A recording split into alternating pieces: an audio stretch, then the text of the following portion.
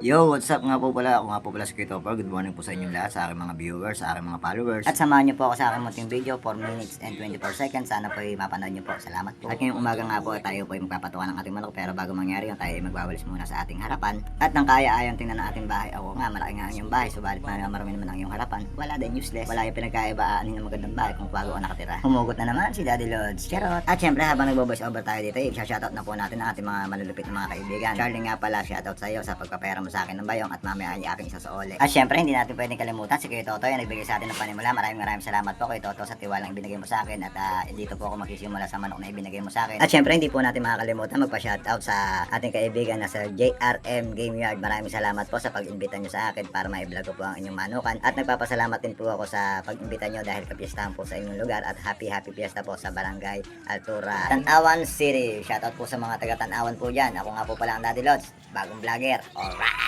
Tuloy lang ang laban, hindi pwedeng umatras. Ako si Dilot, sipag ang puhunan. Tiyaga ang sandigan, pangarap ko'y tutuparan. Kahit wala pa ngayon, darating din yan. Sa bawat pawis ko, tagumpay ang kapalit niya. Sa mga bulian at tawad ng tawad lagi. Parang gusto libre, di iniisip ang paghihirap ko sa gabi.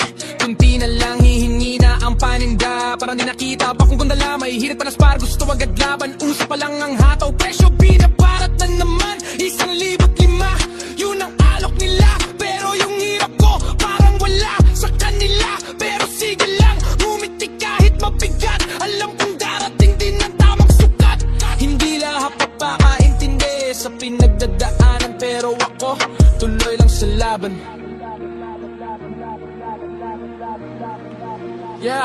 Yeah.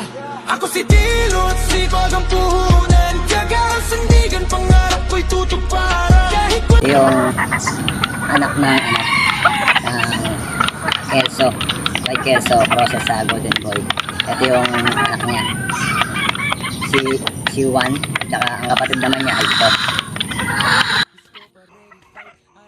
Ito naman yung kapatid niya. Ayan. Yung kapatid niya.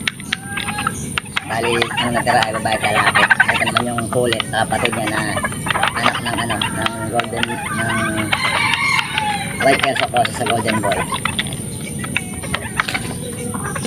pero di sumuko doon, bumangon muli. Kahit ilang beses matalo, kasi ang pangarap ko hindi ko bibitawan to. Yeah. Walang puhunan pero may paniniwala. Hindi man mapera pero may pangarap na dala. Isa sa mga nangangarap kahit gising. Sa hirap ng buhay di ako paula.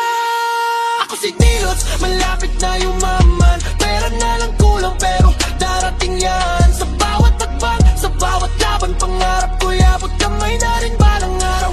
Kabayan, yeah.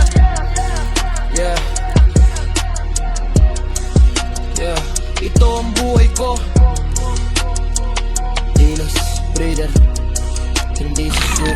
So yun Lods, ngayong umaga nga ay natapos na tayo. So siyempre papasalamat ako sa mga nanood ng videos ko kahapon. Medyo may kadamihan na po ito ako kaya edit. So ngayon ay nag-PM sa akin si Charlie nga pala. So binigyan tayo ni Charlie ng scratching, 5 piraso yun. Saka pinakukuha na sa atin yung ang ganun na gagamitin natin.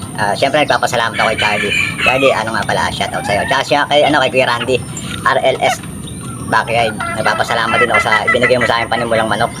So nakakatawa naman, 5 months old tsaka 3 months old. Magsisimula ako doon ako magsisimula ng bagong bloodline.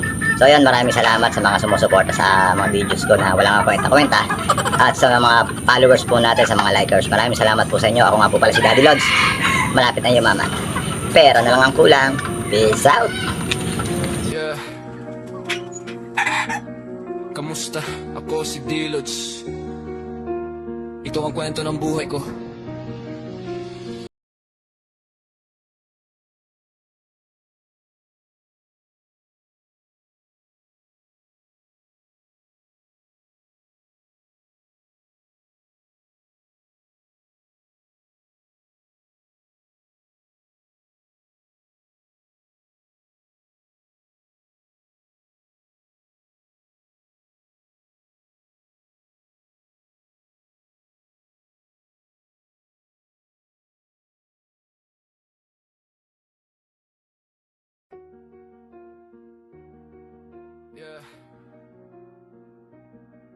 kamusta?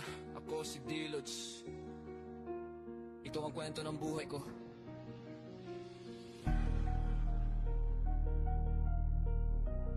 Sa mundo ng pagmamanok. Tara. Yeah, yeah.